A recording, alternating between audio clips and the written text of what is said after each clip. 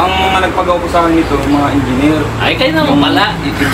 Kaya lang po nung natapos... Engineer po kasi ako, si Garden Body. Natapos na namin yung project. Oo. Nila na pinagawa. Yes, tinanong po namin yung tinuloy-tuloy. Tinuloy-tuloy. Hanggang sa marami na rin po yung nagkakamis doon. Doon sa design. Kasi nakakarinig dito si engineer.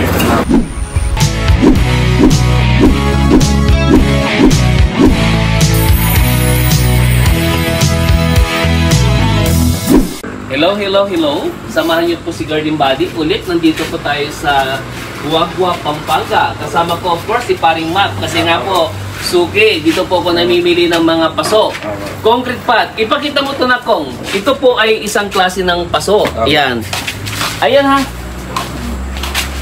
May design yung paso. Ito nakabaliktad na pa rin. Ako nakabaliktad. Ito po yung itiyakang base niya. Pinaka-base niya, ito yung pinaka-bibig. No? So, tignan po ninyo ha.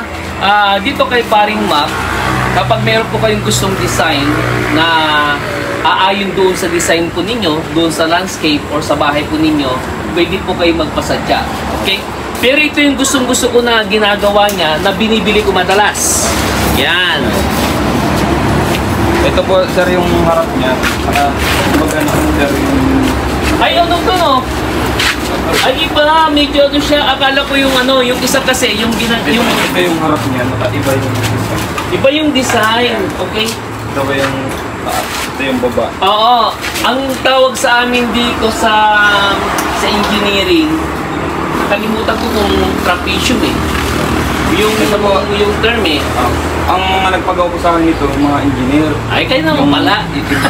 Kaya lang po nung natapos... Engineer po kasi ako, si Garden Body. Natapos na namin yung project.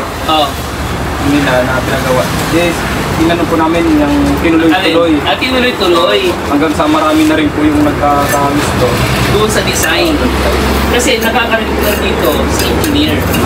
Dito doon sa topic namin sa engineering mechanics na wedge. Ibig sabihin, halimbawa yung isang ganito na buo, kapag tinampisan mo, kung paano yung computation, no? Ito yung pinaka-surface niya, tapos kung paano i-compute yung volume. So, engineer nga pala talaga, kaya pala nagtataka. Sa mga gusto kong gawa, kahit anong design, basta po, alam niyo na makakaya na gagawin po namin kahit anong sukat. Tapos po, pwede rin po sila request ng kahit anong kulay. Oo. Pwede rin pong naka-skim coat para talagang makinis na makinis. Tapos yung kulay. O pwede rin, depende sa ano, sa chrome. Kung hindi ako nagkakamali, ang tawag dito ay, kasi mali yung binanggit ko kanina, it's truncated prism. Yun yung naalala kong term para dito. So, sa mga engineers lang po, nakaka-relate dito. Pero mas na-appreciate ko yung isa, yung rectangular parallel pipe, yung diretso yung base niya, yung bibig niya, at saka yung pinaka-base niya parehas, diretsong pag ganon. So that is rectangular parallel pipe, no? So ito, ibubuin pa ito. Pagdudugtungin yan, sir. Ito naka-design siya na mismong halaman na dito. Bula po, magagawin. Okay.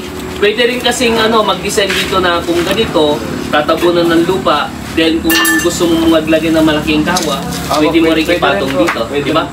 Okay? Pwede po yung mas maliit pa po dito, pwede naman din po yung mas malaki pa. Okay, depende talaga sa gusto nila. No? Ayan, okay. So, again po ha, kasama po natin ngayon si Paring Mac, dito lang po sa Guagua, Pampanga. Ulit yung number mo doon.